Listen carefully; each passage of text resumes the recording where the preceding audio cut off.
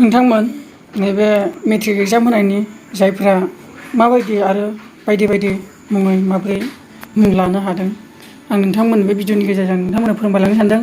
नोंथांमोनाबो गोबाङानो social media नुबाय जानांगौ, होमब्लाबो आं नोंथांमोन मोजाङै एसे एक्सप्लेन खालामलांनि। मानो होनबा बेखौ आं एसे मोननाय जादों आरो नोंथांमोननोबो फोरमायनो सानदों आङो दायो। दा गिबियावनो आं फोरमायग्रोयो HSLC एग्जाम पास जानायनि माखासे बिटिआर एबा बिटिसिनि आन्दाराव पास जानाया माबे डिस्ट्रिक्टआव बांसिन मार्क लानो हादों नोंथांमोना बे स्क्रिनाव नुबाय। बाक्सायाव जादों 66.59%, चिराङाव जादों 34.27%, क'क्राझाराव जादों 47.40%, उदालगुरियाव जादों 46.50%। होमबा हाइ कुवालिटिखौ दा बांसिन नायनो थाङोबा बाक्सायाव बांसिन आरो बयनिख्रुइ ल' लेभेलाव जादों चिराङाव। दा बिदिनो जोंनि माखासे बर'नि मुं लानाय, जोंनि बर' बिजोङाव फरायनाय गुबुन हारिनि जोंनि बर' बिजोङाव फरायनानै फार्स्ट इयार सेकेन्ड इयार लानो हानाय, बेखौ आं फंनैसो बुंनो सानदों।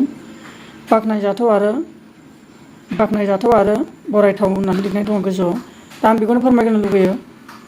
अनजलि गुरमुंनि सासे आदिबासि हिन्जावसाया बर' बिजोंजों फरायनानै बर' आरो समाज बिगियान आयदायाव लेटार लानानै बे बोसोरनि HSLC आनजादाव CKHSS निफ्राय सेथि थाखोआव उथ्रिसार जानो हादों।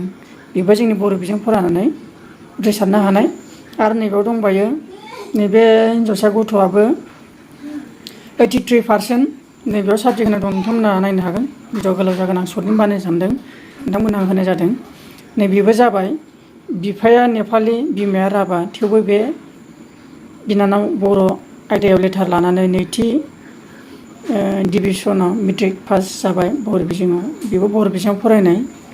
बेबो दा बिनि माखासे दंबायो।